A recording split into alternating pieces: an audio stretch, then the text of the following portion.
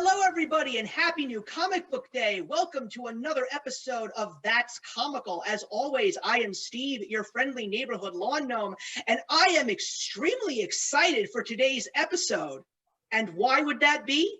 Well, there's a lot of people here today, so I'm just really excited to speak to them all and just have an amazing conversation on one of our Topics 3 segments. But of course, I have to introduce everybody. So as always, my usual co-host on this segment of That's Comical, Andy, is back. Andy, I'm really glad to have you here once again. Hi, everybody. I'm really excited to do another one of these. They've always been fun and looking forward to talking to more people too.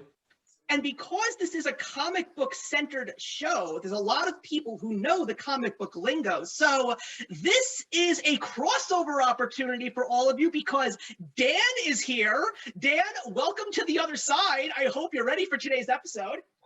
Hey guys, thanks for having me. Looking forward to working with all the new people on the show, as well as you and Andy. Of course, and speaking of new people, even though there was a first appearance already from Shae over on our recap episode from March, we actually have Shae here in real time from Shae Geeks Out. Shae, glad to have you here for the conversation this evening. Hi all, thanks for having me. And her first appearance on this show, but not the first appearance on my channel. I've got one of my favorite people here in the BookTube community who is now officially on board the That's Comical staff, April from April Sarah. April, welcome. Thank you for having me. I'm super excited about this. Yes, and I want to also say on behalf of Dan and Andy, welcome to the both of you to the That's Comical team. I know that Cammie is also a part of this team, but she will be here very soon in one of our future episodes. But it is just great to have the two of you and Cammie as part of this team. It's just showing us the beauty of what we can do as community members here and as fans of comic books and manga and just books in general. And just to get good people with good ideas in one room is always a positive thing. So once again, Shae, April, welcome to the family. We're so glad to have you here. Happy to be here. And all of you who are watching us, hopefully you are watching us during real time. We'd love to see some of your thoughts on how this episode went. So please don't forget to leave a thumbs up as well as a comment because we'd love to chat with you in real time. But of course, there's so many other crazy things that happen here on this channel. So please don't forget to subscribe and hit that notification bell so you are up to date with all of our latest content. So we're going to talk today about something that is being discussed a great deal, not just in the comic book community, but in a lot of areas of entertainment and media where collecting is a thing. And that is the whole concept of entertainment versus business. So to start off this whole topic, I want to bring everybody back to the early 1990s. At that point in time, Dan and I were big comic book collectors. We had a comic book store in our neighborhood, and we would go and buy as many comics as we had money in our pockets for. But the type of collecting that we did was something that we didn't even realize was part of what was known as the speculators market. What was the speculators market? Well, what happened in the 1990s after a whole bunch of people basically crashed the collector card market, like baseball cards and stuff like that, these were people that went into this collectibles market and basically hoarded various cards, like rookie cards and specific basketball player cards, like Michael Jordan, of course, at that time. And they were basically saying, this is going to be worth a ton of money one day. This is going to get my kids through college. This is going to pay off my mortgage. So many people would just buy and buy and buy. And to the point where all of a sudden, all of that stuff was worthless. Well, then in the like my bins of Beanie Babies. Oh, you know something? As a Beanie Baby collector myself, I still have them all, and I'm still very happy with what I have. It's the nostalgic feels.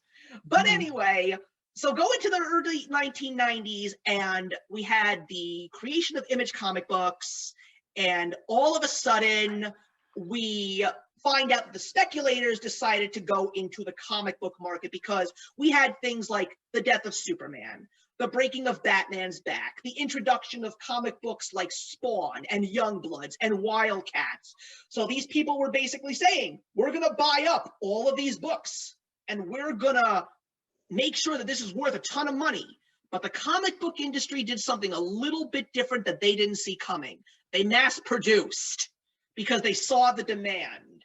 So that Spawn 1 that everybody thought was going to be worth $50,000 in 2021, well, at this point in time, I think you can get it for about $5, and you can line your birdcage with it. Now, that's definitely something that I will not do. I'm a proud owner of Spawn #1, as is Dan, first printing, but that's where entertainment and business really came to a head.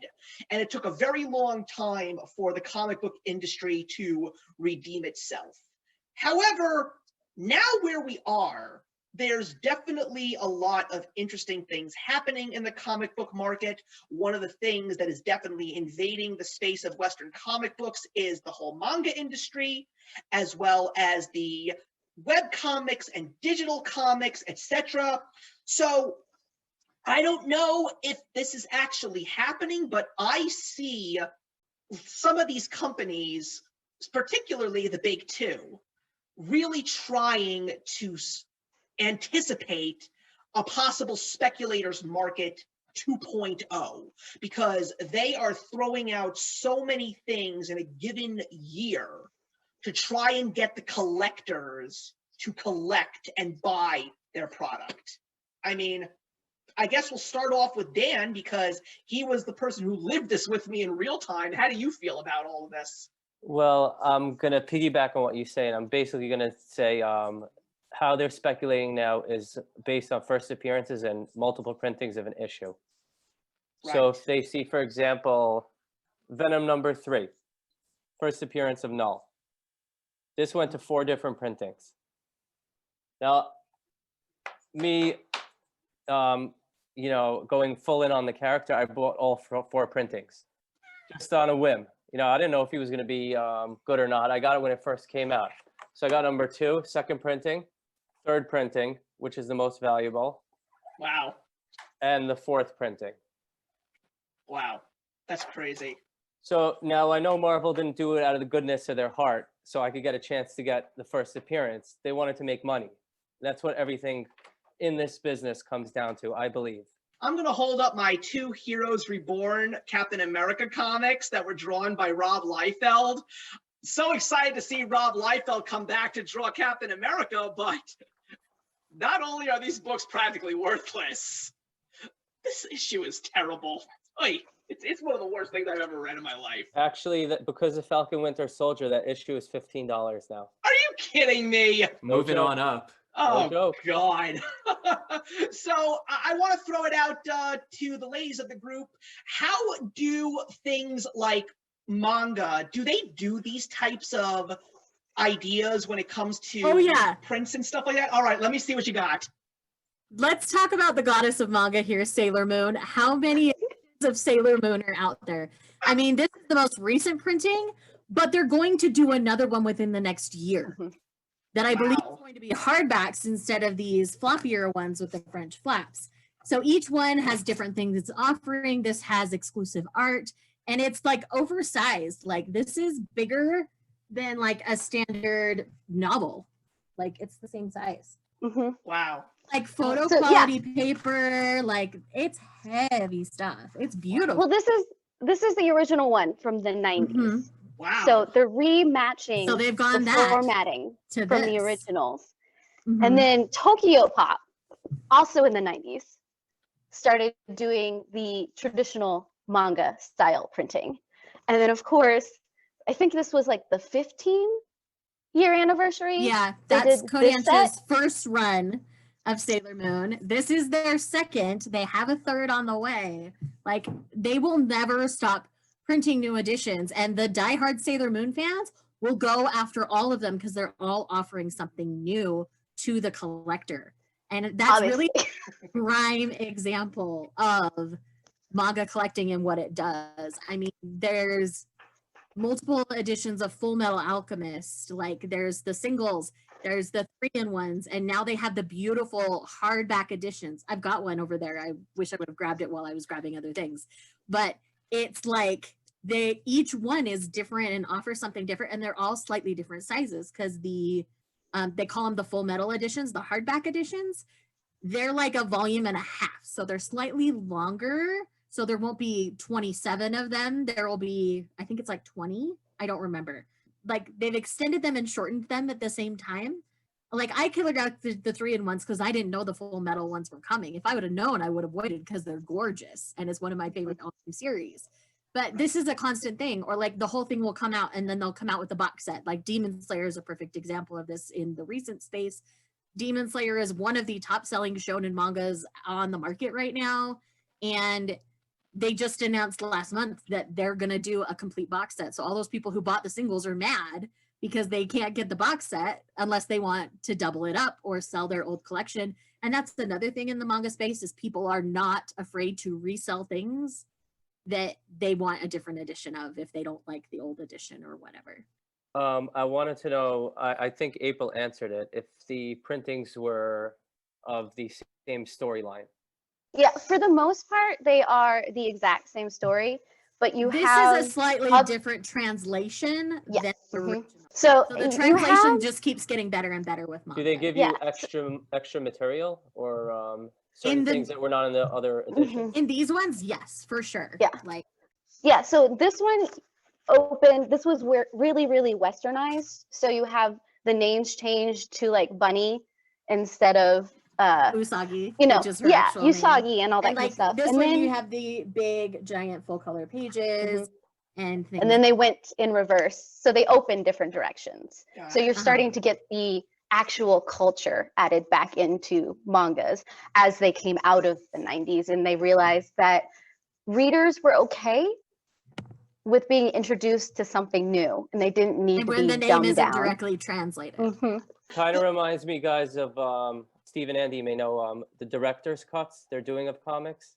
Yeah, we'll get into that in just a bit. But the man who was read Golden Age Batman for his bedtime stories as a youngin', as the son of a comic book collector from way back when, does your father ever talk about these kinds of topics, and how does he feel about what they're doing to the comic book industry? Is he okay with it, or does he think that it's just like sucking out the greatness that comic books were way back when they basically first started hitting the market, especially in the golden and silver age?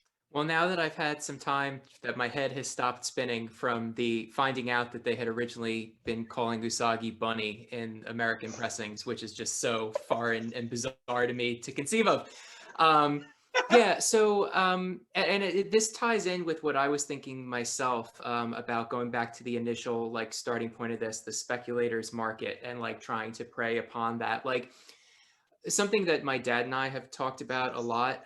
It really centers around less the storylines and character introductions and more what DC and Marvel do this all the time. Numbering and resetting numbering and creating new arcs. So even though it's not like a re-release or hyping up, this is where a certain character is coming in, obviously they do all of that. We talked about that. The thing that drives me and my dad kind of nuts is every time something happens, there's always an attempt to sell an issue #1 to people. I think to a certain extent, there's at least some amount of consideration for the consumer there, which is in order to get new fans. I understand it's probably really intimidating to buy Detective Comics 1001. But, at the same time, it's really naked a marketing tactic like Marvel Legacy a couple years ago, when they decided to reset all the numbers of Marvel's mainline comics to take out the #1s, and suddenly there are all these high numbers out of nowhere just so they could sell you Thor number 700. So it's all the same symptoms of the same idea of trying to sell comics that are milestone issues and creating milestones where there really isn't one. So, and I mean, I guess what I'm trying to say is, it's it's both caused by the companies doing that to try to sell, and also there's still hangover from, you know, people, obviously in the 90s things were printed to hell, but like people wanting to be in on that because they see these incredibly expensive comics that are issue number 1, first appearance of this, and so the companies just print them to hell because they know that that's what the collectors are going to do. Yeah, I didn't bring these to the table, but I do want to bring this up. Dan knows this very well. There was sort of like a Gen 13 spin-off that Image Comics made called DV8. And we both went to the comic store and we bought all of the variant number 1s because each one was a 7 deadly sin. So we basically went out and got them all. And as far as we know, they're really not worth much at this point in time. But that's really going to go into the next topic, and we're going to touch more upon printings and legacy numbers and stuff, because you're absolutely right, Andy. They're doing that right now. I mean, we just had Wolverine issue 350, and we are going to have Venom issue 200 in April, or May, or whenever it's going to decide to come out. So yeah, it's definitely a way to try and get people excited for the books. But what I want to focus on right now is covers and printings, because we obviously just started tackling all of that stuff. I mean, I remember when I was younger, when it came to getting variant covers, I would sometimes grab every single variant number 1 that I could find. But these days, variant covers, for me personally, there's got to be a little something more to it. I mean, I love the fact that, especially in the world of Western comics, you have the opportunity for other well-known artists to tackle a comic book cover. I mean, I think the perfect example that we got over the last 2 or 3 years was Todd McFarlane's Spawn 300. You know, like that was a big milestone comic. It was a record breaker for independent comic sales. And there were so many variant covers. I think there might have been over 20. And there were everything from various artists to a term that I now know. I never knew what a virgin cover was. A virgin cover is a cover with no title of the comic on it. It's no writing whatsoever. Yeah, absolutely. And so one of the few things that Daniel told me that I did not even realize was when it came to collectors, the one that really will end up being worth the most in terms of collector's value is going to be the regular cover, the number 1, or the A cover as it's referred to, because they literally go through the alphabet. So when Spawn 301 came out, because that was the official record breaker, I did go out and I did get myself the regular 301, but I had to get myself one of the variants because one of my favorite comic artists, Alex Ross, drew it. And I am, and Andy knows, and Dan knows, I'm an Alex Ross whore. I love this guy. I love everything that he writes. I have books about him and everything. And just knowing that there was an Alex Ross cover of Spawn, I was just getting it as a fan of the artist. And that's why I go after variant covers one time or another. I'll show you another example that I have. One of the newest comics that I'm reading, and I know everybody in the room knows this one, it's Image Comics Stray Dogs. So I do have the regular cover, but what I love so much about this book is that all 5 are going to have a movie poster variant. So the movie fan in me has to grab it. So I have the regular cover, and I have the Silence of the Lambs variant cover, which is just absolutely gorgeous. And I'm so excited because today is the day that issue number 2 comes out, and the variant cover is Pet Sematary. So there's an appeal, not necessarily for collector's value, but it's also because of the fandoms that I have outside of comics that make me interested in that. And I'm pretty sure that everybody in this room can agree with that kind of a personal purchase for themselves. Yeah, I'm gonna go grab some low value props real quick. I was not as prepared as you all were. Please continue. I can hear you. So real quick, if you don't mind, like when I first entered BookTube, people started talking about this specific comic called Fence.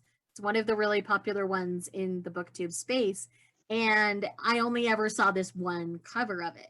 So at my local comic shop, they had this variant cover of volume 1, which I had never seen before. Typically the text is blue, and in the first one you just have the main guy Nicholas with his one fence like in front of him. Standard volume 1 cover. But I found this one as a variant following the other main character and him like battling with all these others. And I thought it was just so cool that I ended up like picking it up instead. And I've never seen it since. Like, it's the only time I've ever seen this cover. So I just thought it was cool rather than like as a like collector's thing. Like, I don't expect to make money on it. I don't want to sell it. I want to keep it. I just like that mine looks different, if that makes, because that's totally a thing for collectors too. One thing that's really happening a lot in the manga space right now is older series that were previously out of print that are by popular mangakas are getting re-released. Prime example of this is Rumiko Takahashi, as I show you the back instead of the front. Rumiko Takahashi. Oh, Rumiko Takahashi. Oh, Ranma 1/2. Yes, this is the creator of Inuyasha, Ranma Half. Yeah, some very popular ones. All of the older series that were a bit shorter are all getting reprints. Like Mermaid Saga recently finished. Meizani Koko is currently going.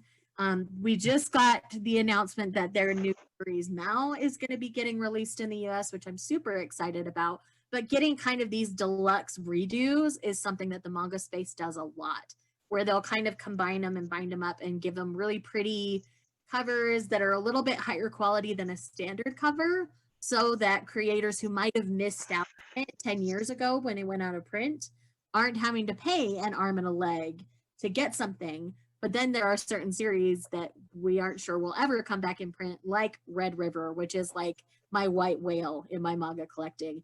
This is an older shoujo title. And back then, shoujo wasn't a really popular space. Like, it was mostly boys reading manga, not girls, outside of like Sailor Moon and Cardcaptor Sakura. Girls weren't reading a ton. But Red River is this really political fantasy that's what they call an isekai. So it's a modern Japanese girl who's pulled back in time into like Egyptian times. And it is so interesting. I've read the first 10 volumes of this digitally, and it is fantastic. Like, every time they're doing like new releases or new licenses, I'm like, special edition Red River, please. Special edition Red River, please. I mean, come on. I think the only one who wants this. Like, this is a very common ask for Viz Media, and they're the publishing company that holds the license for it.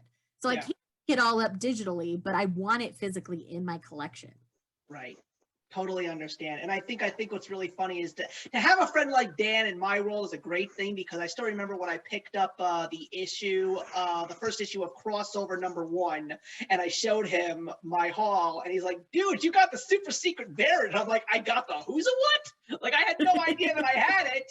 And apparently I got this secret cover that was only sold in a small batches to comic stores. Basically, it's a kid reading a comic book, and the cover of the comic book that the kid is reading is different. So I literally had to go back to the store and get another copy that was not a secret super variant, because I felt that this one might actually be worth something. I could be totally wrong, but I had to get a different one. And in the end, I was completely okay with the fact that I had 2 copies. But you know, that was like my old self emerging from the darkness there, saying, yeah, that's collector's value. You got to be careful with that one. And I mean, like, when it comes to collecting and stuff, I mean, how many times did I buy Star Wars? Like, I think I have 5 different versions of Star Wars right now, because I had to get every special edition because I just needed to get something complete. I see Shayla pointing to herself. Or Harry Potter too. I mean, I'm still buying the illustrated editions, and I have no lick of guilt. But Andy, what did you bring us? Well, one thing I was going to say, which is still on the topic of comics, was just so I could hold up, you know, that I have just an absurd amount of variants of Detective Comics 1000, which, like, I just, you know, had mentioned previously. I think between me and my dad, we do have all of them. Wow. But something, you know, thinking a little outside of it, you know, different, you know, ways of like selling and like these different kinds of things. I wanted to bring up, I know we say in the notes that I'm on a D&D podcast, and I think a really good example of this kind of stuff is how Dungeons and Dragons has been marketing their starter editions. One that I have here that's just kind of fun is the Stranger Things edition of the Red Box.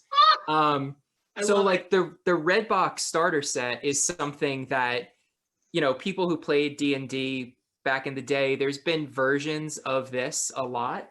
And they've been printing it with updated rules. I think it's really interesting, though, that they've been doing that with D&D in particular, because I remember, Dan, you were asking before, like, oh, is there any new content in these repressings of these books?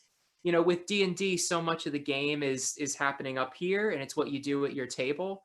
So it strikes me as a funny one to be putting out there with new things, because the new stuff is really coming from the players, not the company. But yeah, this was just something that I thought was neat, kind of showing how these kinds of repressings deal in nostalgia. This is like a really like in-your-face example of how that's done, considering the inherent 80s nostalgia that is Stranger Things. But I just thought this was a cool example of that. And you can see, I mean, they even go all in. If it shows up on the camera at all, they try to make the box look distressed. I have taken good care of my stuff. I take good care of all my stuff. But that is by design, and it's wonderful. I think that was a brilliant idea. I mean, if we're holding stuff up, we might as, you know. Yeah, there you go. Now, one of the other things that's been very curious, at least for me, and this is where I want Dan to jump in on this one, is all of a sudden, you know, when I go back to when we were collecting comics when we were young, we always knew that when it came to picking up the comic, first printing, everything else is worth crap. But now all of a sudden, when we started collecting comics again, and we've been texting so much, you were like telling me, get the second printing, get the third printing, get the fourth printing. Like, what happened? When did all of these printings suddenly become worth something, and who decided it so? I think the collector's market decided that because a second, third, fourth printing is ordered much less than a first printing, obviously. So I think for people got the idea, if I have something that's you know, less available to the market, then it's more valuable. I also want to add to what Andy said. Whenever there's a milestone issue or number one, they make like 20, 30 covers. And Marvel is definitely notorious for that.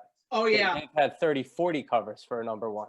I mean, Yeah, it's my wasn't it fault for Eternals? buying all of them. Was That's all me. I own that. Yeah, I think Was it- the Eternals had like 40 variant covers. 40 variants. And the movie didn't even come out last year. That's the only reason why they made so many variants for one comic book.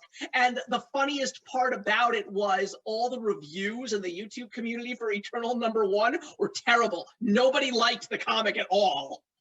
So something interesting that happened in the news very recently over the weekend was the fact that there's a lot of angry people out there in the comic book community with DC Comics because of the fact that we now know that they are now under new management, and they just finished up with the Future State series. Now they're doing the Infinite Frontier. And with this brand new groups of titles, they now have officially jacked up their prices. So almost every single DC comic book is now either $4.99 or $5.99. And part of the reason as to why they're claiming that this is okay is because they now have introduced us, even though this is something that's been in comics and graphic novels for so many years, now they're really pushing backup story, which is a secondary and possibly even a third story in there. So you will have more pages, but you might be spending your money on a secondary and third story that you probably don't want to read. As far as I'm concerned, when it came to backup stories, the person who did it wonderfully was Dr. Seuss, because I still remember the Sneetches, and it had the Zacks, and it had the Wunk That Got Thunk, and I read all three of those stories and loved them all. But look, as someone who had no intentions of reading DC Future State, yeah, they grabbed me. I read a couple of them because I was curious. And yes, I even did read the backup stories, and I didn't really like many of them. So Steve, let me add to that. Not only are they doing the backups, but they're putting first appearances in the backups. that's also true. But the truth of the matter is, that's a cool thing to see. But at the same time, are people going to want to pay that much? As someone who wanted to read the new Green Lantern, and I was seeing how much these books are priced, I don't want to buy them. I'm going to spend my money elsewhere. I'm going to get more bang for my buck. But if the story is not good or the character is forgettable, because it's funny, I see all of these people in the comic book community talking about these backup stories, and there's not a single person that's showing a lick of interest in them, first appearances or not. This is Western comics taking a page out of manga. Manga is notorious within their volumes to give you like a short story from the same mangaka of different characters in a different series. This is a really common thing in manga. And most recent example for me where I was actually disappointed by it was the first volume of a series called Primitive Boyfriend. Yes, it's about a girl that travels back through time and dates a caveman. Like, just don't ask questions. It's just a thing. But anyways, so the last 50 pages of this 200-page volume of manga that I paid for was a completely different story about a ballerina. It's by the same mangaka, so it's the same art style, but the story is wildly different. So this is a really common thing where mangakas have a chance to share more of their art without having to shorten their publish run. So what it does is this extends the life of their series, because really the series could have been 2 volumes, but because she chose to do this at the end of this first volume, she got to stretch it to 3. That might be slightly shorter than the 2 would have been, but it's more money in the pockets for the publisher. So it is something that they're taking a note from with manga, because this is so common in almost any long-running series. You're going to have a volume or 2 where you're getting a completely different story from the same artists or the same writers. They call them mangaka in manga if you're unfamiliar with the term. I like the second you started saying that, I'm like, this totally sounds like manga. Like, that doesn't bother me at all. Yeah, no, I was hoping that Shae would mention this because the side story has always been in manga. And it's kind of like the Pixar, where you have that short at the beginning of the movie, and a lot of times it's got nothing to do with the movie, but it's giving the creators a chance to explore their art. And hopefully it resonates with someone.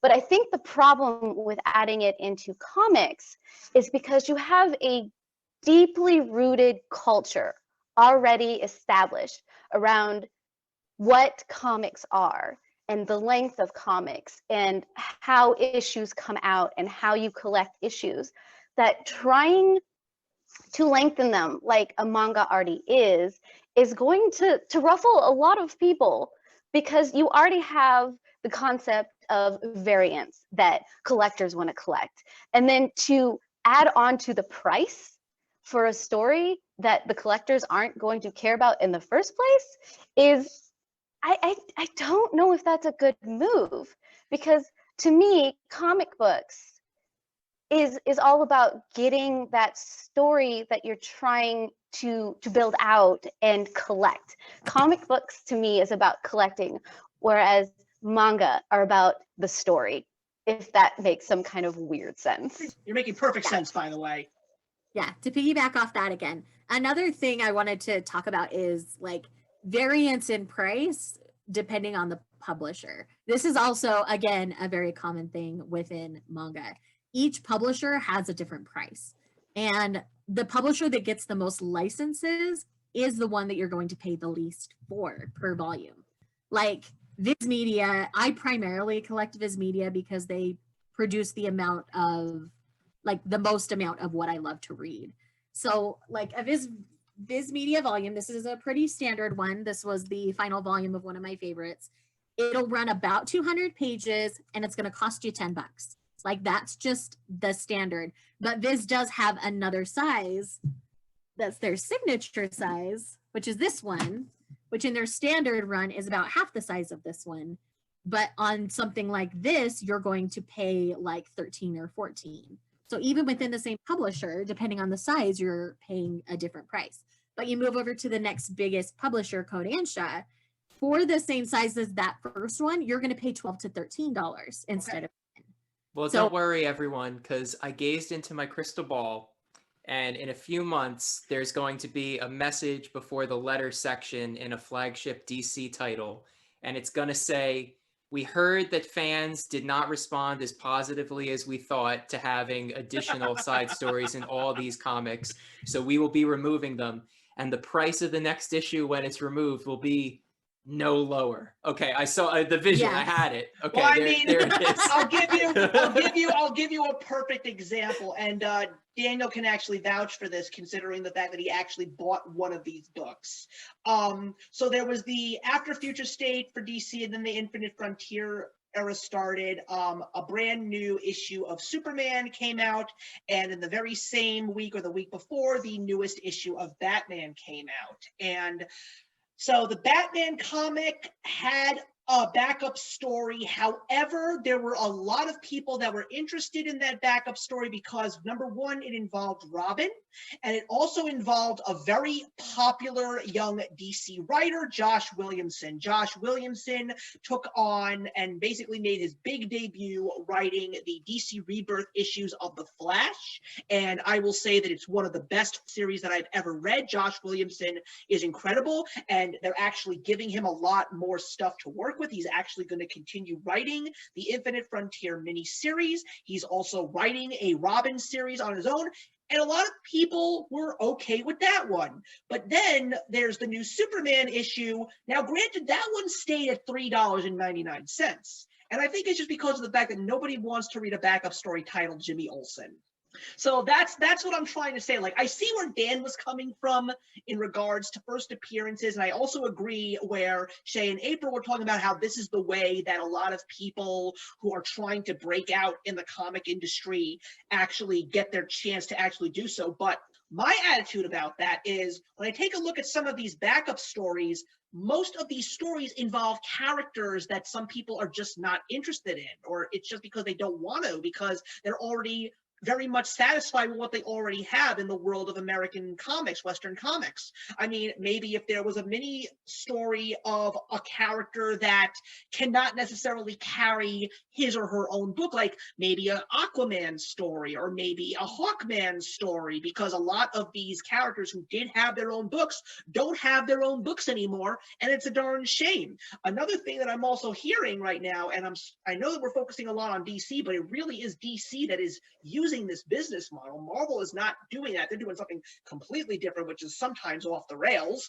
But what DC is basically doing is they've taken away all of these characters that people love. They are also trying to just make a couple of issues and see if they sell. Like, there's a new Supergirl that's coming out in a couple of weeks, and right now it's 1 of 8. And a lot of people are basically hearing that if these 8 issues do not sell, the series is over. If the series is actually making the money, they'll continue it. So I'm really curious, what's going to happen if the wrong writer writes a Superman book, or the wrong writer writes a Batman book? Like right now, Mariko Tamaki is writing Detective Comics, and a lot of people were very sour because Peter Tomasi was writing it, and it was some of the best sales that book was seeing in years. I don't know what people are saying yet because her first issue has not come out. People have said some good things about her Future State book, Dark Detective. I thought it was okay. But what if it doesn't sell? Does that mean Detective Comics is officially done with? Well, Steve, not for nothing, you can't compare Supergirl to Superman and Batman. She's a secondary character. They're never going to cancel Batman. They'll just get a new writer. I hope that that's the case, because I find right now the people who are running DC Comics to be very unpredictable. That's the problem, because of the fact that the people who would have basically kept these characters in books till the day that nobody knew how to read a comic book anymore, like Dan DiDio, would never have changed the system. I think that Dan Cherry, who is now in charge of DC Comics based on his marketing plans, I think he really will shake things up if things are not working. AT&T, the business that owns DC Comics, they will cut ties with that publishing company if those books do not sell. And the real question would be, if that was the worst case scenario, would any other comic company take that property? I don't think it would happen. And that's what really scares me. Yeah, and I mean, maybe it's hyperbolic. I mean, obviously, it's a hyperbolic example to say what happens to Batman if it undersells for a couple months. But, like, there's beloved secondary characters, so I think the point still stands. I know we all get that. But I wonder, you know, something this is making me think about is just other uses of these characters in other forms of media, how they inform each other, and then also repackaging. Like I think, for example, how do sales of a trade paperback down the line of those issues, bad example with like Run of Supergirl, but if something turns out to be completely beloved down the line, does a lot better. I mean, that's what happened with Ms. Marvel. Ms. Marvel sold really, really badly, and then the trade paperback broke absolute insane sales, and so came back. But I also think about how that interplays with things like how, I mean, so much of what Marvel is doing these days is based around what they're doing in movies and now TV series, right? Moon Knight, I think of as my key example of, I don't know what the existence of that eventual like video property is going to start to do to the comics, how they're going to decide to try to buy into hype for it ahead of time by increasing that. But I think that it's all related, and it's almost hard to think about, especially in an age where they're both trying to create their own cinematic universes with varying degrees of success, how much the success of a couple months of comics can really tell you, when there's so many ways they're going to get values out of those same characters and oftentimes those same stories. Well, look, I'm getting the Stargirl Spring Break special only because of the fact that Jeff Johns is writing it, so I'm excited for that. And it's only increasing my hopes for a possible brand new JSA run. And based on what I'm also seeing in the Infinite Frontier miniseries, which I will be reading, they basically are saying that that is going to lead into a possible new Crisis story. So if they get the right writers attached to it, I'll be interested in that. But if they actually do create a JSA and they get a good writer on board with that, like a Robert Venditti, which is what everybody and their mother and their cousin twice removed who loves him wants, I would totally buy those books. Now I want to go into the concept of special issues. We've only scratched the surface. Let's dive into that a little bit more. I know that Shae and April and Dan, everyone's chomping at the bit for this one, because we've got the concept of legacy numbering. We've got all of these anniversary issues coming out now.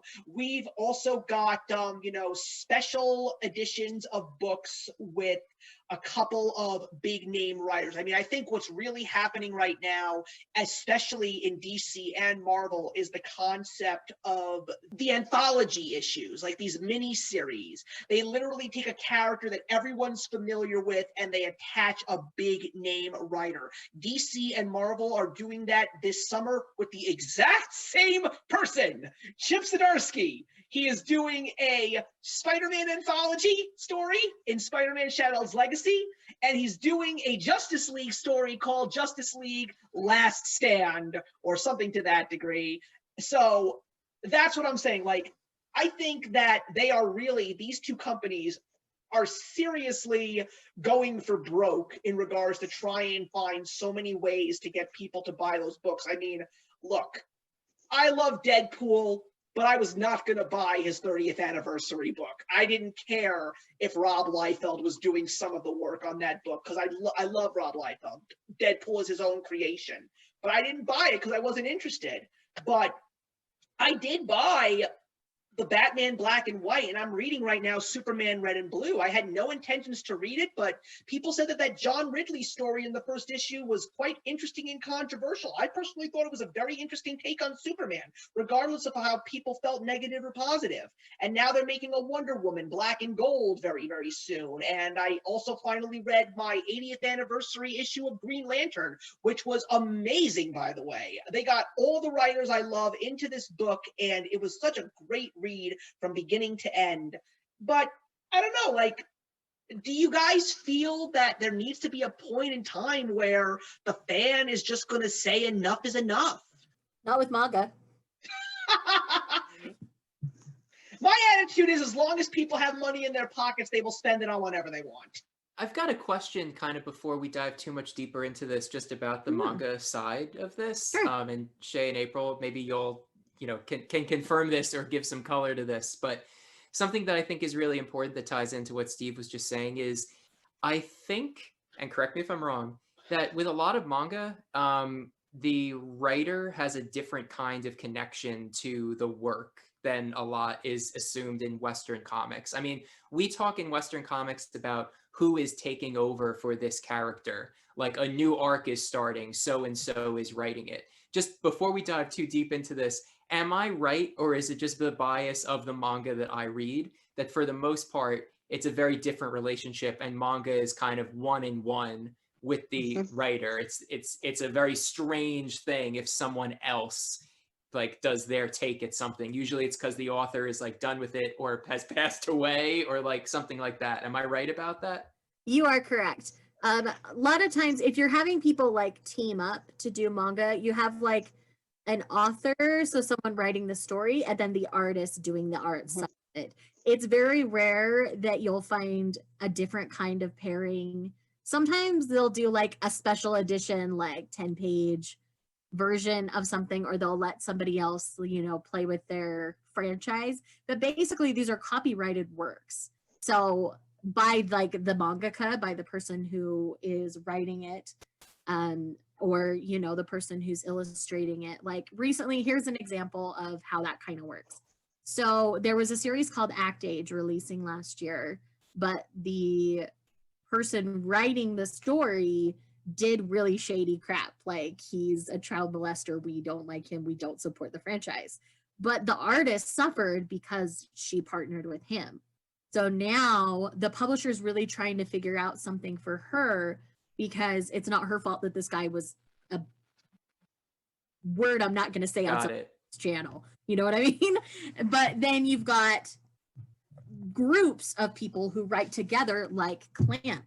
Clamp is a group of like, I forget how many, but it's a group of female mangaka who all work together. And so their universes all connect together, and they've created this big universe together. But they just go by Clamp. They don't go by their individual names. This is a special edition, so that was why this one's in my hand. But, you know, that's another example of how they work together rather than being like a publisher team. They're a specific team called Clamp, and then they work with different publishers. Like, they've kind of bounced around the most, I think, as a writing group, because they just do what's best for the group rather than what's best for the publisher, kind of a thing. And so they've kind of moved around publishers. Like Dark Horse had them for a while, and right now Kodansha has them, and they're releasing these big, beautiful special editions, 20th anniversary editions of things. Like, Kodansha is being really good to them, so Clamp is really happy with what they're doing. Got it. And that's a important setup to what I was going to say on the terms of like, when are people going to say enough is enough? And like, the same thing. I think that manga gets a lot more leeway with these kinds of special pressings and re-releases because of the connection that the creator has to the work. I mean, I think extreme example in Western comics, if Alan Moore had his way, I don't think you would ever buy anything he made in the past ever again. But like, obviously that's not going to happen. These things get reused, they get reprinted, the rights get sold, we make more things out of them. But you know, I think it's a consumer thing, and it's interesting that we started by talking about speculators, because I do think it's a cycle that feeds itself. Right. I think because people keep wondering, is this going to be the one where like I strike it big and get this collector's edition that someday becomes worth it, even though I don't have an emotional connection to it and probably wouldn't have bought it otherwise? Granted, there are exceptions to that. Obviously, I buy a lot of things because of an emotional connection to it. But I think that manga kind of gets to dodge that, because while, yeah, at the end of the day, it's a business, they're selling something, they do want the consumers to buy it. The things that are getting made, I mean, obviously there's shady practices all over. I'd have to imagine that the creator has at least a little bit more say in it, since their name is tied to it, like kind of more explicitly than what tends to happen with Western comics and the major labels, which is leaving completely off the table an entire other side of it, which is the indie labels and what they are doing, which I know is a different conversation entirely. Oh, well, we're going to definitely talk about the indie labels very, very soon, because we're going to talk about some strategic marketing plans that have evolved from all this. But Shae's got the floor right now. Yes. So just kind of an example to kind of help. These are from the same mangaka. So they're from the same person who does the story and the art. This one is complete, but this is their new releasing title with the same publisher. But Ray Toma, the mangaka, could have gone with a different publisher. But because a lot of their stuff was already with Viz, they chose to stick with Viz because they've formed this great relationship. if that relationship were ever to dissolve, the rights to the stories go back to the mangaka. Just like with a book, it would go back to the author. It's the same kind of thing. So it doesn't stay with the publisher, it stays with the artist and the mangaka. Does that help explain it a little bit better?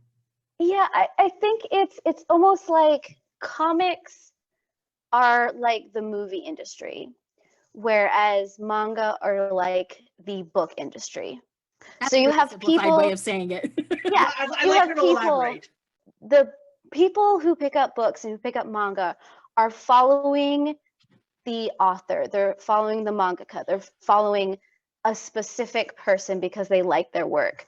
Whereas in the movie industry or in the comic industry, they're following a universe, they're following a grouping of characters that like fly in and out with different artists, but fly in and out with different writers that can be completely reinterpreted, and it creates this like weird web of sometimes confusion, but it also creates this ability of collection.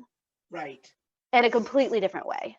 Yeah. I mean, DC basically tries to stop the confusion by making a crisis story. That's what they do.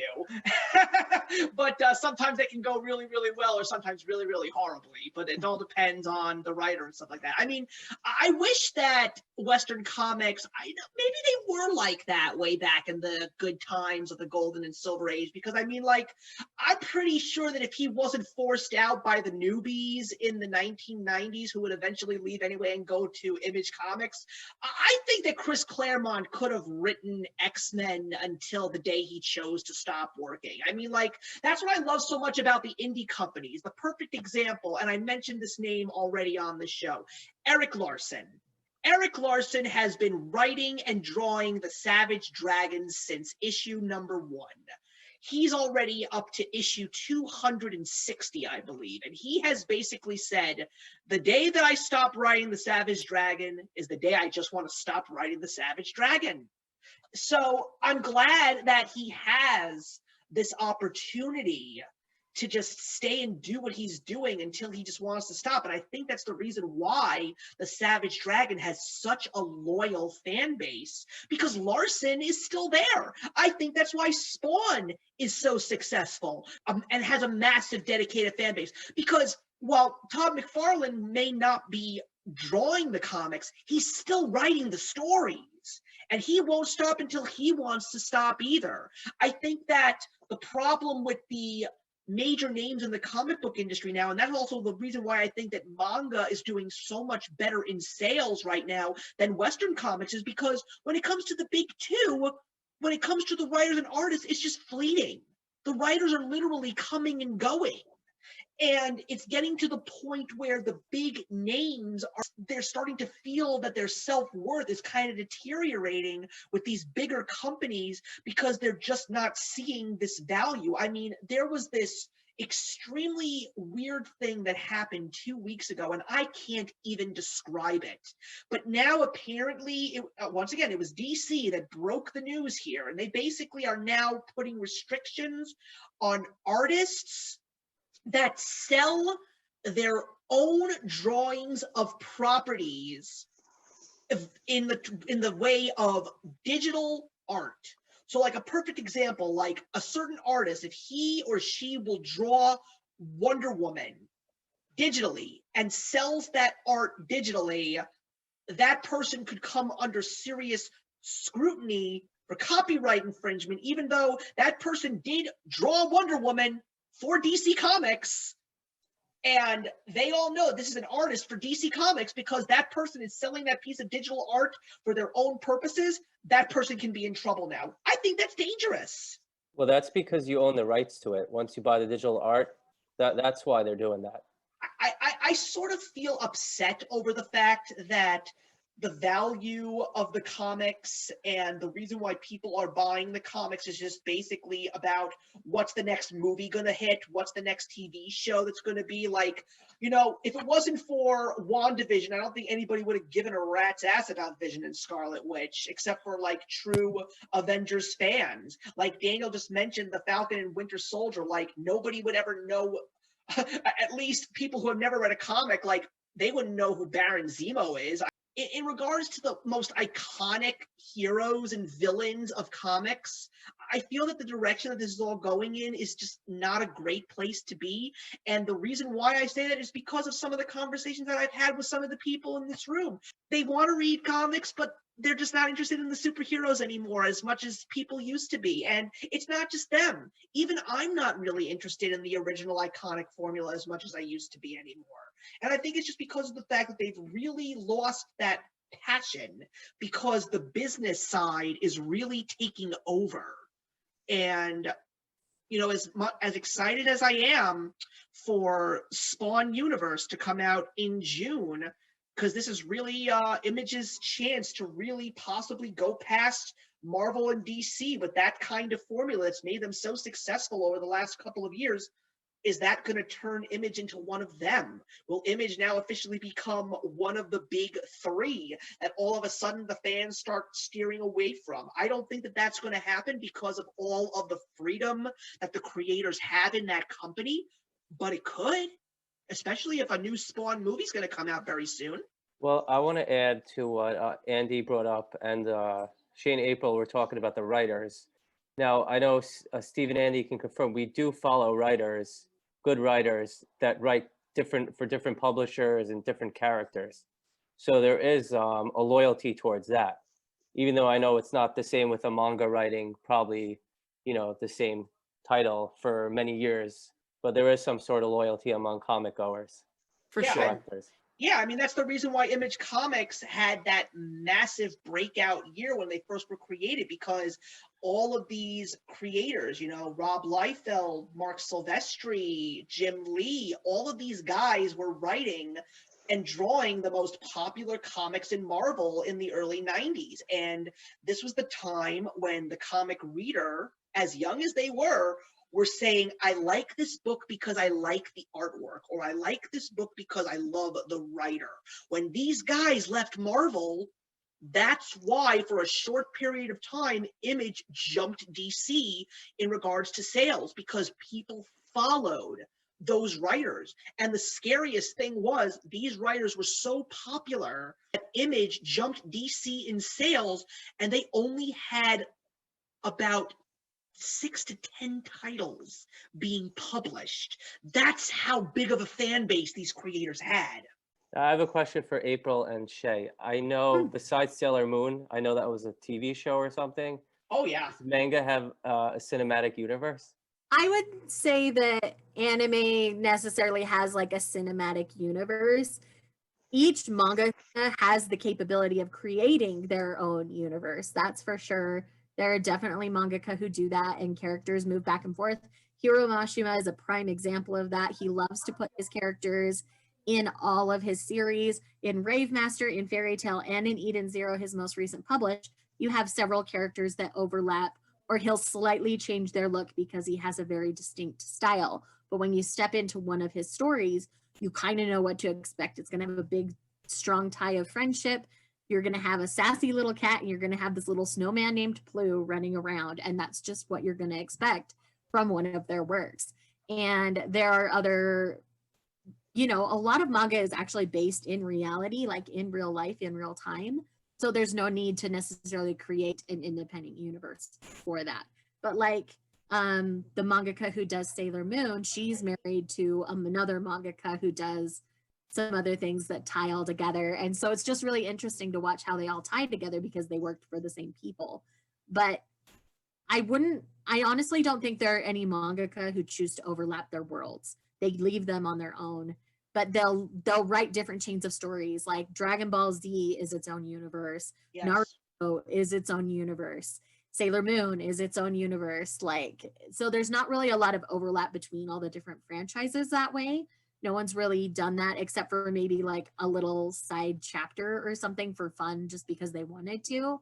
But there's not like big canon overlapping stories like you're going to get in Marvel and DC. Marvel just doesn't work the same that way. I believe you will, however, see Shonen Jump characters cross over in video games, though. You sure Yes. will. Yeah. Not canon, though. All right, all good. Daniel's got to go. No problem, Daniel. We did our best. Thanks, guys. I'll see ya. We'll see you in the next Bye. episode. But I still remember a video game that was called Tatsunoko versus Capcom. And what was really, really cool was you got this classic 70s and 80s anime group of characters. Like you had Gatchaman, and you had this character named Hurricane Polymer, and then you had the Capcom characters. So you had Street Fighter characters and Mega Man and all these other characters like blending together. So I think that's as close as you're going to get in regards to the I was anime. gonna say, in that anime space, it's gonna be more like, it's gonna be like a Smash Brothers situation where you'll bring in, they'll all do something fun for a minute, but then they're still in their own franchises. So I think that's exactly. Yeah. Exactly. And as someone who does not read much manga but does watch his share of anime, I think it's really kind of hard to cross over some of these characters because these stories are just so engaging and have so many layers to every single character. I think that that's one of the few things where Western comics and Western superhero stories like these really lack, because there are just not that many layers that are given to all of these characters. I mean, in terms of legacy numbering, I honestly really couldn't care as much as I used to. I mean, I still remember when some of the big titles like X-Men 300 came out, or Spectacular Spider-Man 200 came out. So yeah, because they were like had special covers and there was supposed to be a really good story behind it, I would definitely capitalize on those. I'm not gonna lie, I'm gonna spend $10 on Venom 200 just because of the fact that it's the end of Donny Cates's run on that book, as well as technically the end of the King in Black saga, which I have been reading.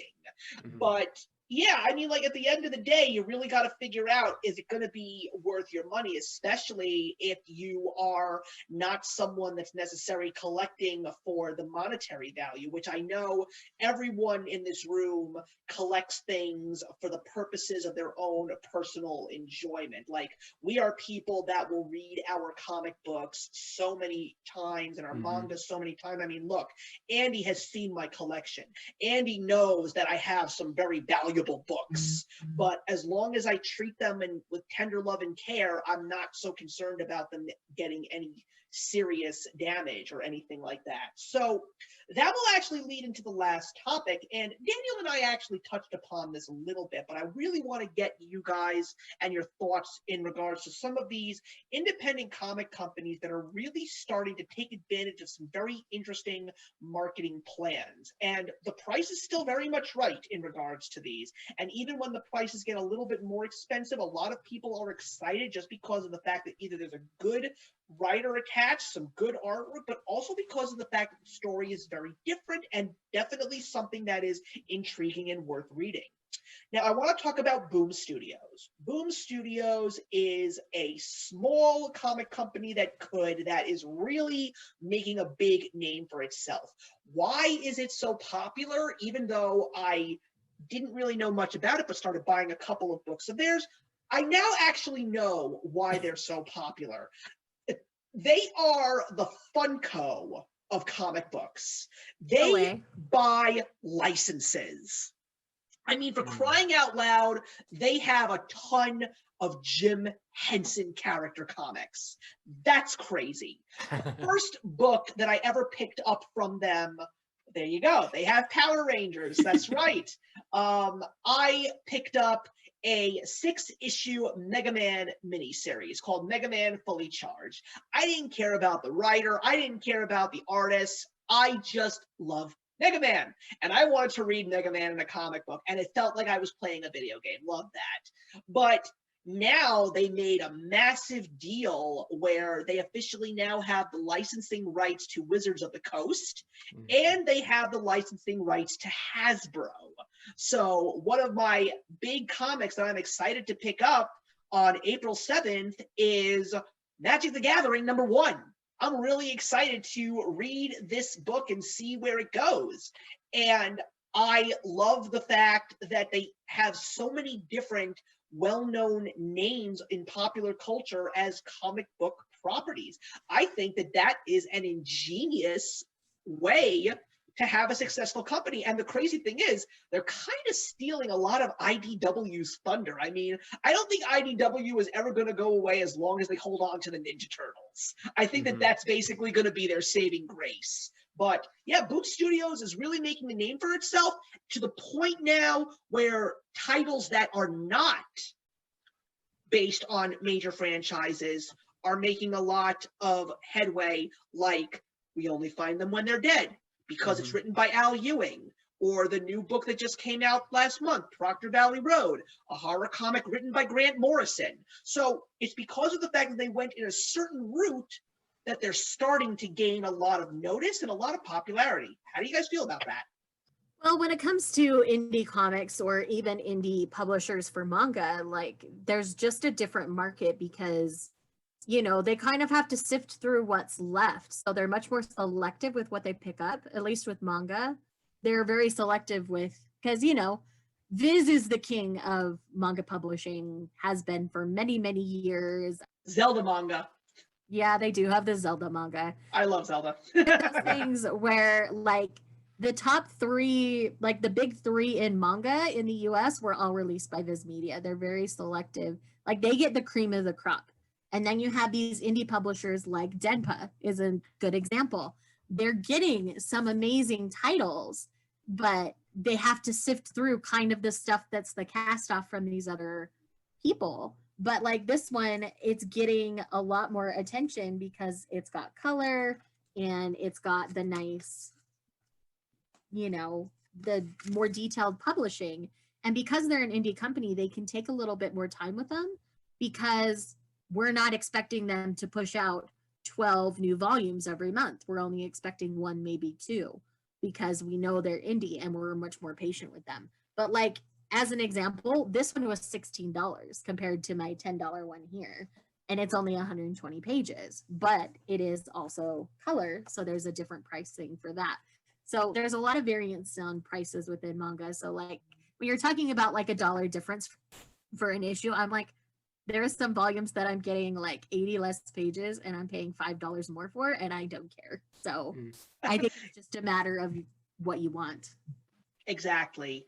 I mean, it's funny talking about indies in the context of a huge property like Magic the Gathering, because what I was going to make the point is, you know, with the indies, they kind of know that they're dealing with an audience that's different from that of the mainstream lines, so they can take a few more risks. It's almost a little bit less like they're going for the cast-off stuff than it is, well, we were never going for like your standard shonen in the first place. And that extends to American comics as well. I mean, there's a reason that the major publishers have their like mature labels that they put things that are not going to be, you know, conventional mainstream hits on as well.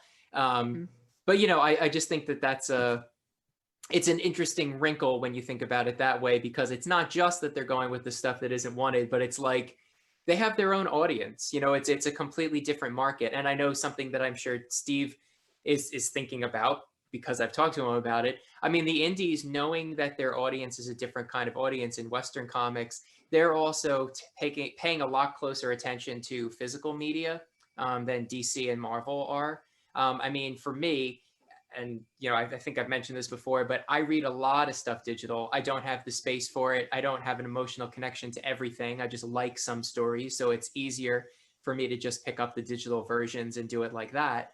But the indie labels, you know, while they understand that DC and Marvel are doing that for people like me, and it's nice that I have the option, they're more committed to having the physical copy be the first and primary thing that they're doing, knowing that the collectors are their key demographic, which is not necessarily the case for DC and Marvel.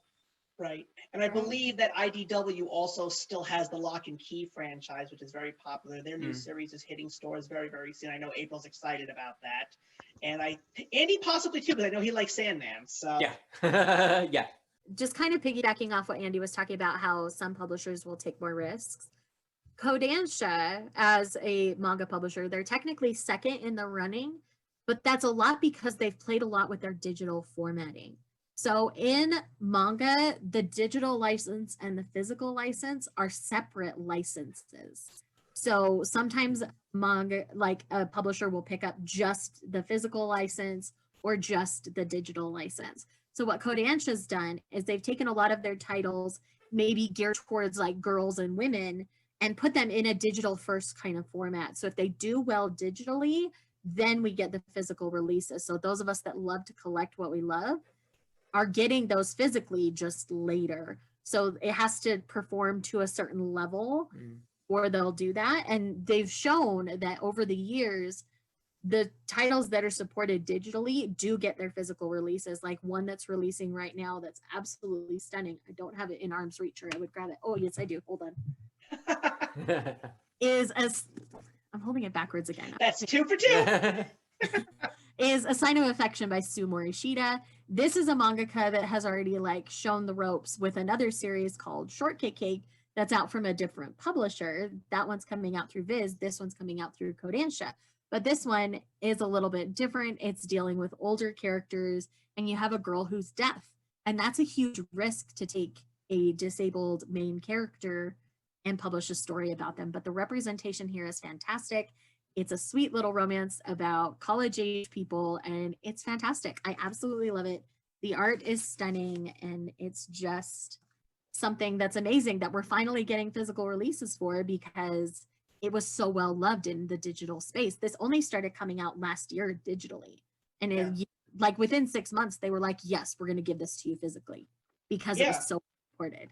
Yeah, believe it or not, DC that's a smart way if you want to take a risk to go about it. So Kodansha is kind of like the pioneer in manga, and it's been a really positive format for them. They're doing almost better than Viz some months because they have this digital format. So they can release a lot more series at a time because the digital licenses are less expensive than the physical license, and they don't have to sell them for as much. Kodansha will always be running a manga sale for something in their digital catalog. So what you want to do is you want to follow them on Twitter, and then you can get the links to figure out what's on sale that week. So even if you don't want to pay like its normal price, wait a few weeks, it'll go on sale for half or less. Like a lot of their volume ones, they'll do for $1 at a time. So if you just want to try a bunch, wait till they do their like $1 volume 1 sale and just go buy a bunch of them for $1 and try out what you like. Don't like it past that first volume, you don't have to keep going. Like Kodansha is really smart with this business model. If you're going to talk about a business model, especially for manga, because some of these series are really, really long. Like one of my favorites that's in their digital catalog is called Chihayafuru. It's one about a really obscure game, like sport almost kind of thing in Japan. And because it's obscure enough, I don't think we'll ever get a physical release for it. And also because it's like 40 volumes long in Japan. Like, I don't think they're going to give it to us physically because it's so obscure. It's not like it's soccer or volleyball or something that people are already attached to here.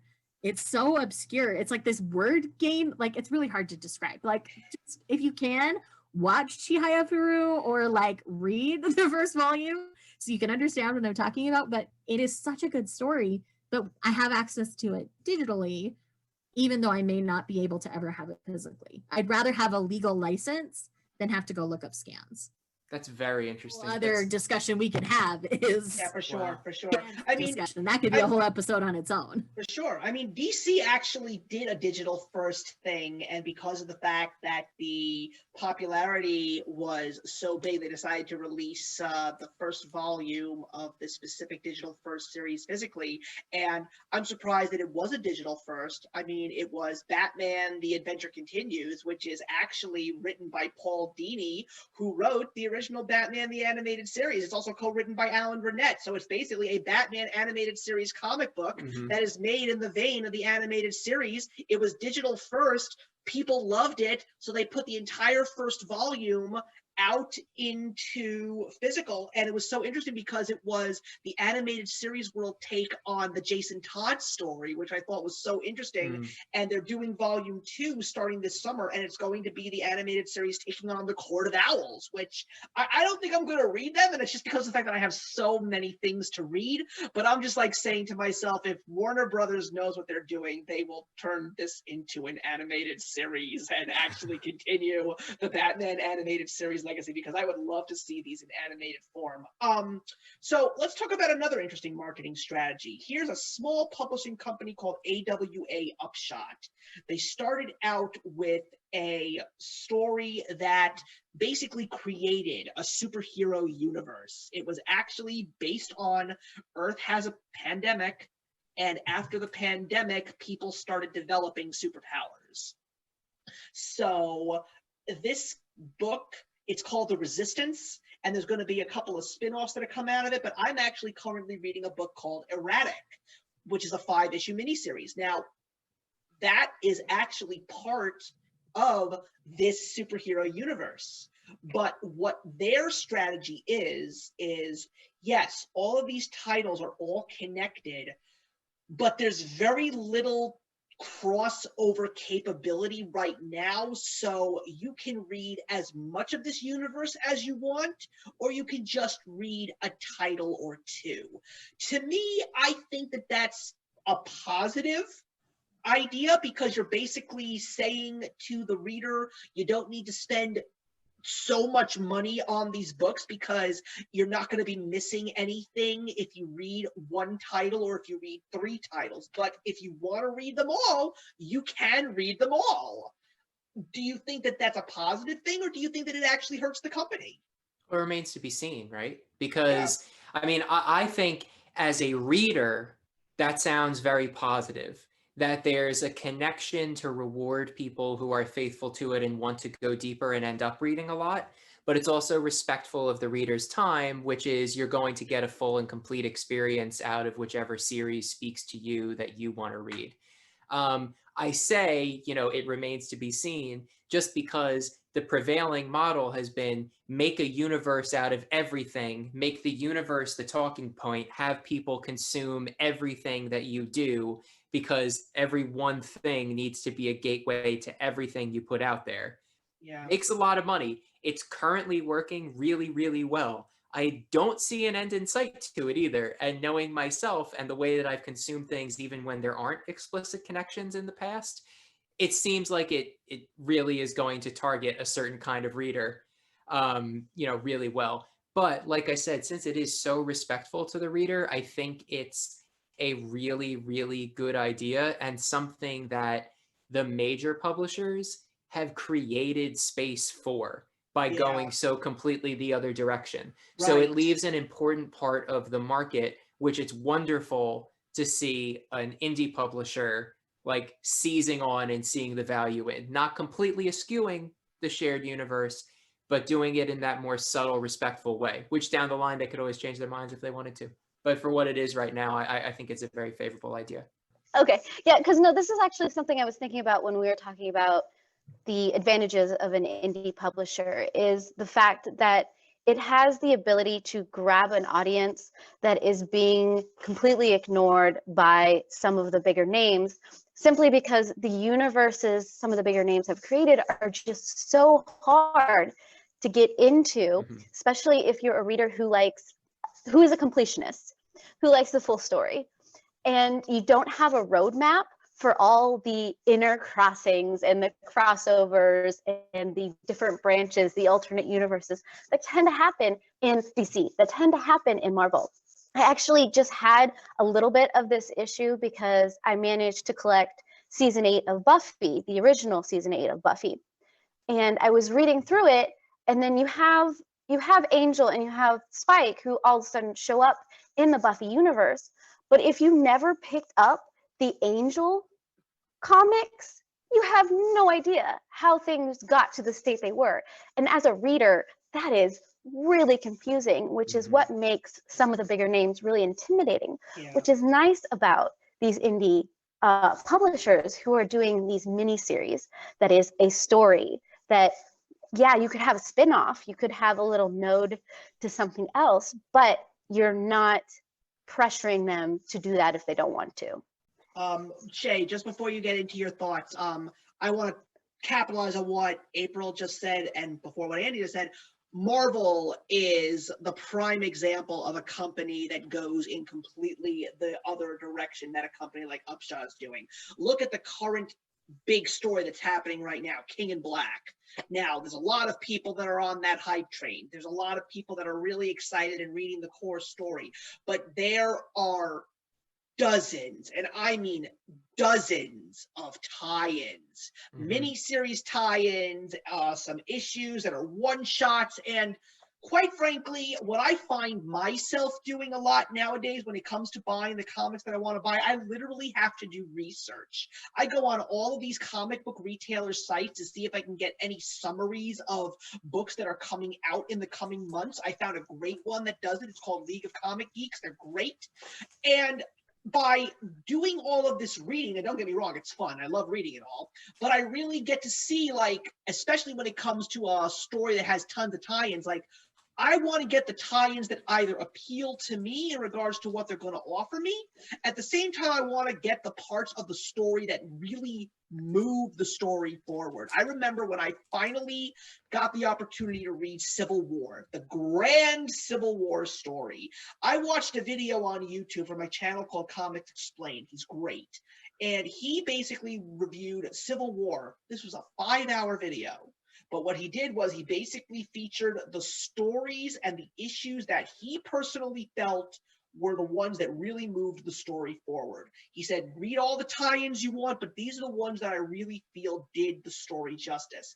And I took those issues, but I also, like Amazing Spider-Man, there were 6 issues that were linked to Civil War. He only went over the first 4. I wanted to read the whole story, so I read the whole story. And I thought that it was a good story. But at the same time, I'm just like saying to myself, there's only so much that I can read to the point where I'm officially lost. And that's why I feel right now with the King in Black, I gotta like focus on the core story, but at the same time, be very wise in regards to the stories that, you know, will appeal to me. Like a lot of people said that King in Black, Black Panther, was a great one-shot story written by Jeff Thorne. People said that it's a really, really good book. And he's going to be writing Green Lantern now. But honestly, I'm just not interested in picking it up. Not that I have anything against Black Panther.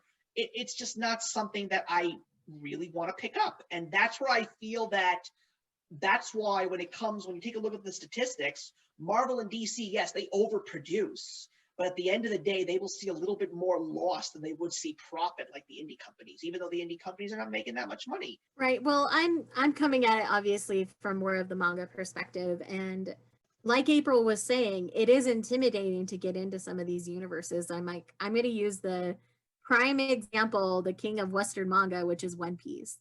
One Piece is a 90+ series, like volume series, and it has its share of spin-offs as well, so that you get more fleshed out versions of the characters that you'll see in this big, long, epic series.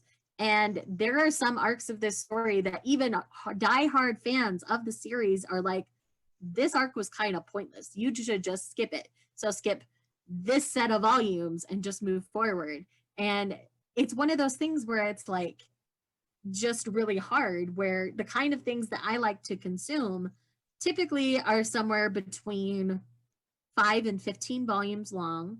So they're pretty concise in their storytelling, but I get everything I need and I want out of it. There are a few exceptions to that, like right here behind me, Yona of the Dawn, My Full Metal Alchemist, Haikyuu is another one that I absolutely love and adore, and it's like 45 volumes, but I'm so attached to those stupid teenage boys, it's disgusting probably.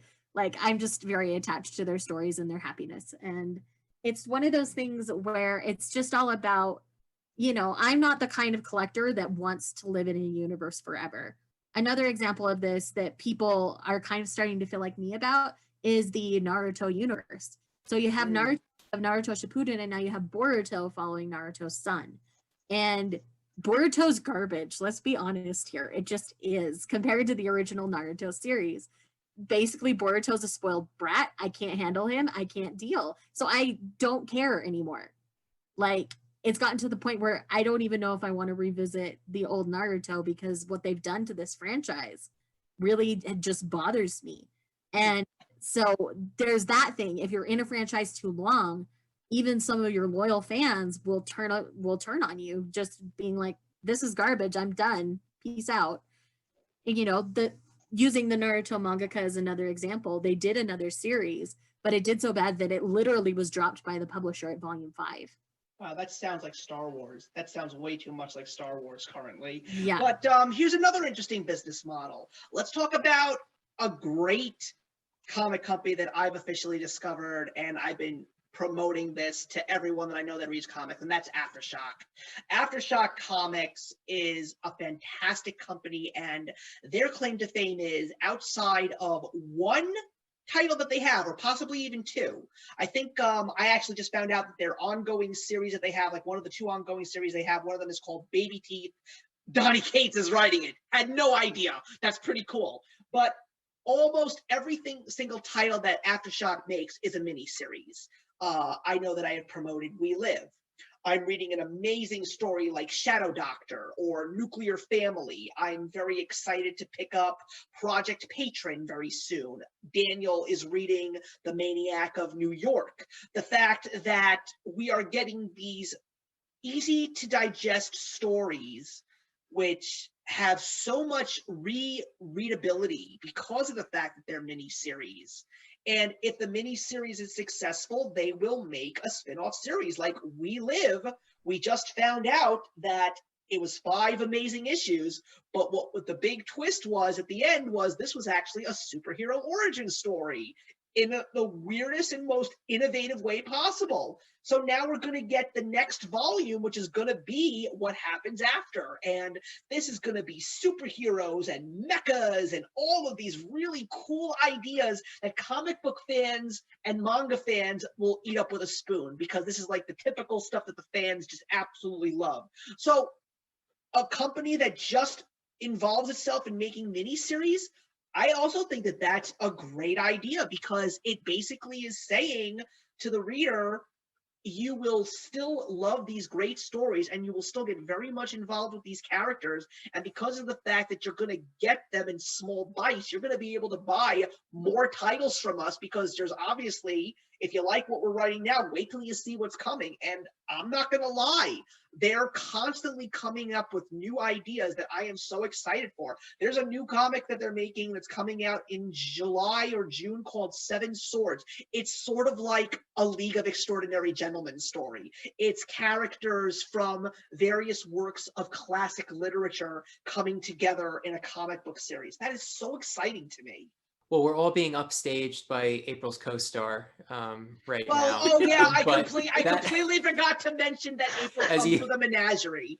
Come here, puppy. I do think that the mini-series model is really interesting, though, because I think for as much as major publishers are engaged with the kind of major crossover universe and creating the interconnected world and doing all of that stuff, I think that the reason that you've seen such a success with Marvel doing that in film and now TV, and where with comics there's a little bit of pushback to how like voluminous the tie-ins get, is really because, I mean, they're very distinct forms of media. The amount of time that you need to put in to engage with the tie-overs of a major comic event like Civil War is way more than watching like the entire Marvel Cinematic Universe. And so I think by doing a mini series, you're actually doing a format that your mainstream fan who does a lot of, goes to see the major blockbusters, now has Disney Plus. I keep talking in the third person like I'm not talking about myself. But the reason these miniseries then are so successful is because it's a model that's recognizable to that person. It's a smaller contained story with an ebb and flow of emotion within like its own contained beat, can connect, they can do more with it, but it's not, you don't need to read 100 issues of a universe to accomplish what Marvel does in like 4 movies. Just the time that's expected to be invested, to say nothing of the cost of being invested in that, just doesn't line up. It's only a surface level lining up when you look at a major, like I was looking at, so this is issue 1 of War of the Realms right here, right? And in the back of this, as is the case with all these like big crossover events, there's a checklist of like 20 books. And if you pick this up as the first Marvel comic that you go and grab after watching Thor Ragnarok, you're going to read this comic that you just paid, $5-6 for, since it's like an oversized issue beginning an extra arc. and you'll be intimidated by the read 20 afterwards. It's not the same level of price or time commitment that comes from watch 2 more movies if you liked these characters. And I think that's why it's so interesting what the indies are doing, because I think what they're doing more resembles the format that mainstream moviegoers are used to. And Marvel and DC, despite the fact that they're the ones making those movies, have not put together that their comic model doesn't actually line up exactly. You lose browsability pickups Mm. if you have things like I mentioned before, this completely interwoven universe, whereas these miniseries, you could be in a comic book shop or a bookstore and you see something that catches your eye and you're able to pick it up. And I think long-term sales that way is better. And it's kind of like the book industry.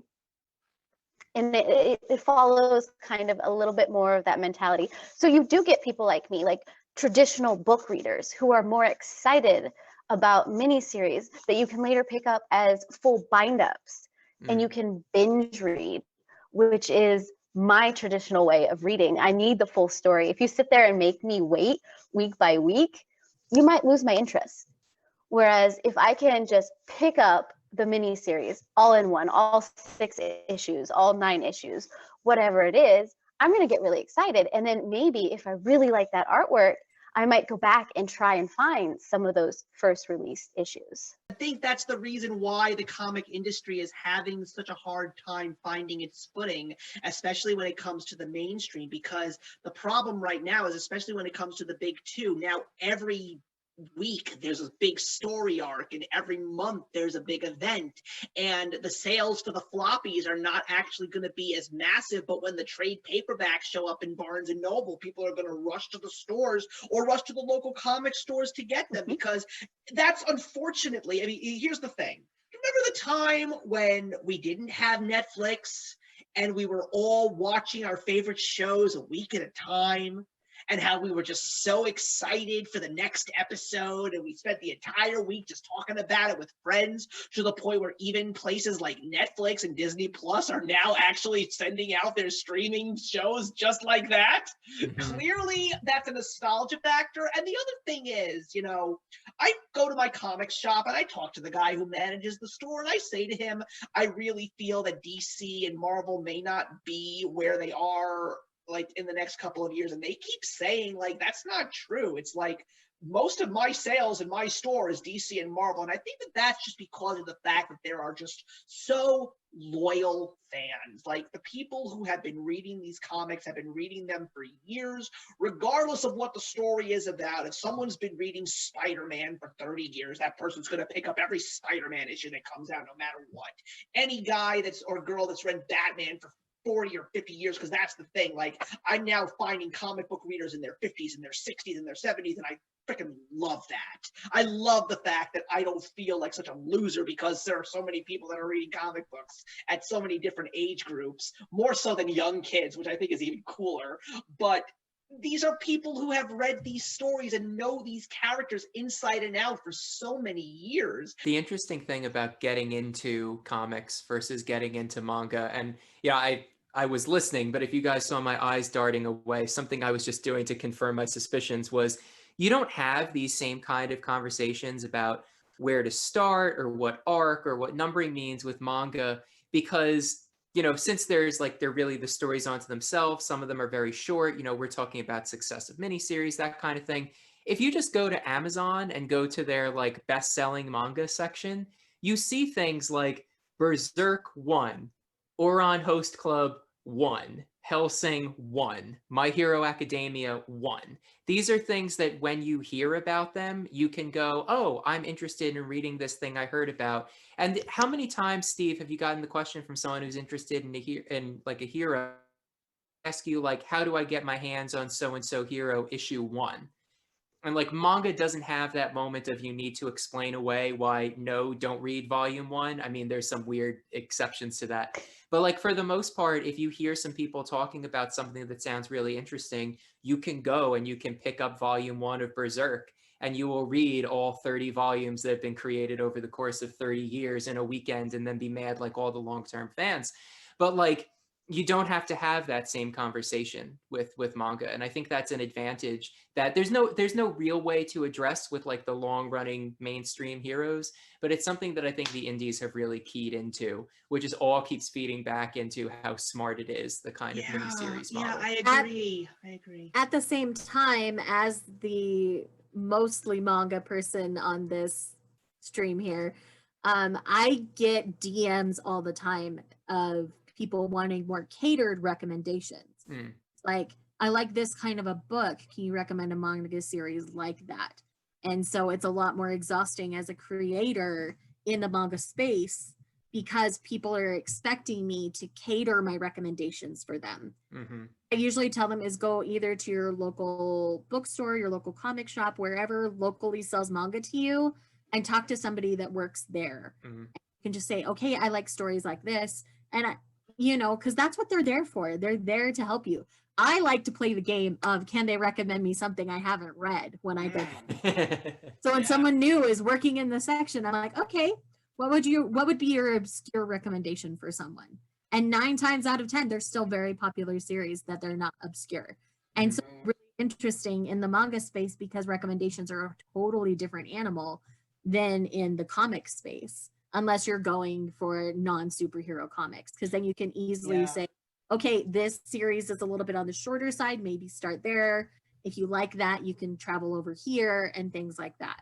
So it's just a different animal. Like, have to recommend for demographic, for gender, for sexual orientation. Like, there's so many things I have to be recommending for that it's overwhelming sometimes. So for a long time, I didn't even do dedicated recommendation reviews, like recommendation videos for manga, because there was always somebody I was leaving out. So I'm doing it specifically for like groups of people at this point. Yeah, I think that that's one of the main reasons why the indie market in comics is so successful. It's because that is really where the person who runs the comic book shop will basically be able to answer the question, what can you recommend me that I haven't heard of or something that I haven't read? And then they will throw you like 10 to 20 different indie titles, and you will be like, oh my God, what is this? Like, this is so interesting. And that's what I love. And I also think that when it comes to the miniseries aspect, because of the fact that it's very much story focused, you're not necessarily going to have to worry about following all those characters because they're just in that one story for that small amount of time, and you'll enjoy the time that you have with them. So now we got one more kind of business model, and I think we're going to call it a night, everybody. And that is this brand new company called Bad Idea Comics. Now, Bad Idea is basically going in the direction that is exactly the opposite of where people think the future in comics or reading comics in general is going. They are basically saying we don't do digital. We are saying that we do not sell from our website directly. If you want to buy our book and read our stories, you have to go to the local comic book shop that is actually selling our books, and you have to buy the physical copy. And they even have a strict sales policy. It literally is to avoid the speculators market. It's one per customer. So some people think that's a little bit anal, for lack of a better word. But you look at it from a business perspective, this is a company that wants to keep the small businesses up and running and support it. These are the people that want to obviously keep the collector's value in comics alive, because that's the one thing that I have not said today, but I know everybody in this room knows that digital versus physical is another topic for another time. The digital, at least for many collectors of comics, removes the collector value of said comic books, said manga, what have you. But is the fact that they are doing this kind of a business model something that is actually going to be profitable for them in the long run? Now, granted, they only have one series out right now. It's going to be 4 issues. Issue number 2 is coming out in April. It's called ENIAC. It's great. I've already read the first issue, but there's more coming. And there's even some really good writers attached to some of these stories too. So how do you guys feel about something like that? You're alienating the general public at that point, so it's going to be really, really hard to maintain long term. So they might start out that way, but if they see the business model not working, they'll open it up or they'll close. Like it'll eventually they'll have to keep up with modern times by adding a digital catalog or whatever, or they're going to close because they can't keep up monetarily with what's going on and with the kind of world that we live in, where there are a lot of people who are minimalists who don't have physical collections. They just collect it digitally so that they can still read it, or they check it out from a library. Like they don't have that kind of stuff in their home. There's a lot more people like that than people want to believe. So like they're gonna have to figure that part out if they want to stay in business. Well, they're called Bad Idea for that exact reason, I'm guessing. That's exactly what the name of the company is. So it kind of makes sense when you take a look at it that way. It definitely feels like a passion project choice. And it's also a decision that lives and dies on the quality of the stories. I think, you know, it's almost like intentional scarcity by having it be, you know, limit to certain stores, limit how many copies can be bought. So it's trying to create a storm of collectors wanting it a secondary value that's not seen by the original sale. But then, you know, hoping that it continues off the qualities of the story. I mean, Steve, you started by saying they've got some really interesting writers tied to these projects. And I think what like almost all of these conversations for all of the various topics of the industry comes back to, while we're talking a lot about the industry, all of these things exist because of the quality of the content. If the content is there, the people will come. So I think that's an important piece of it to say in so many words too about that choice. But everything you said, Shae, not landing on deaf ears. I think we're on the same page there. But it's definitely unique, and it's definitely an interesting one.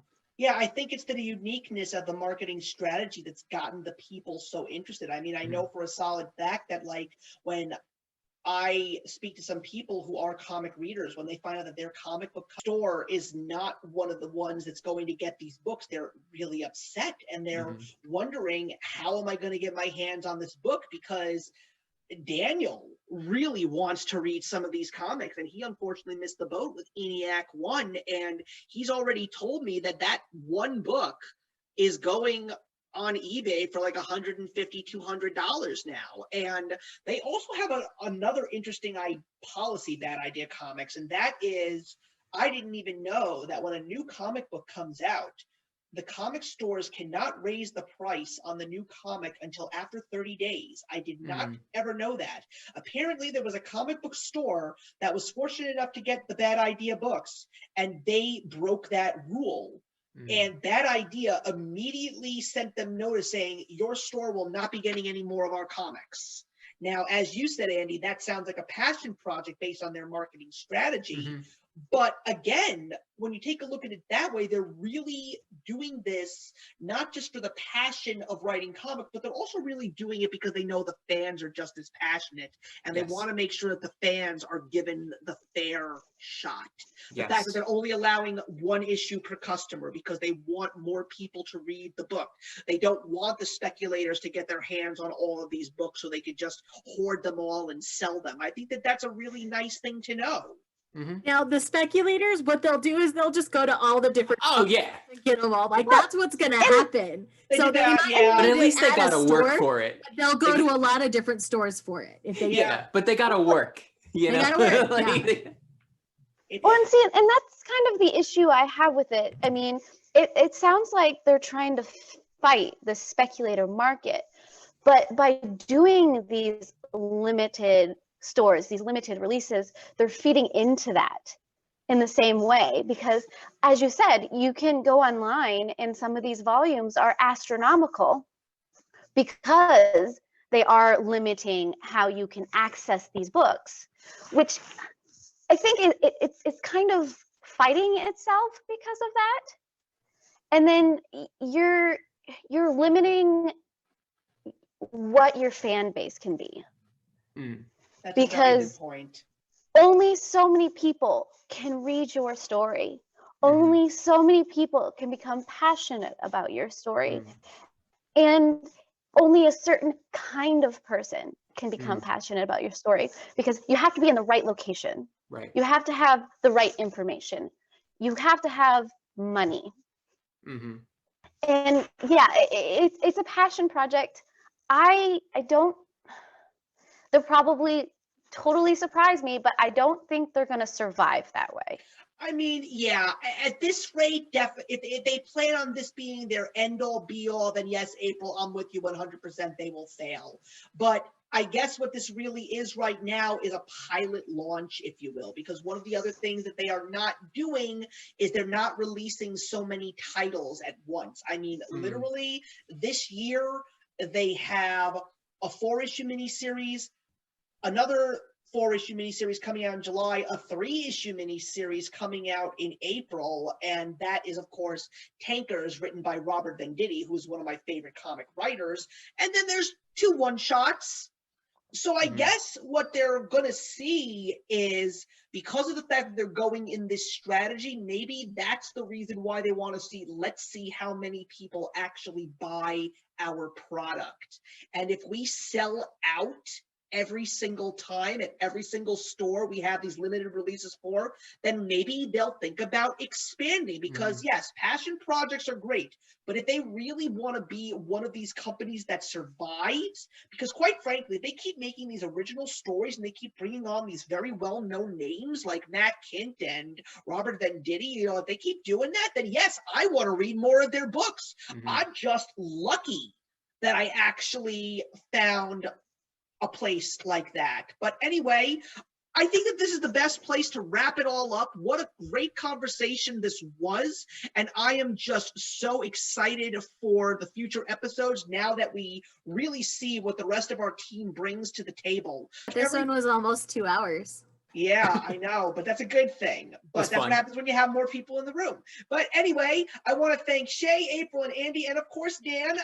They will be back soon. You can catch Shae every single month at our recap videos with the Manga Minute. We're very excited to see what she's going to share with us this month. But in the meantime, everybody, thank you all for watching, and we will see you in the next one.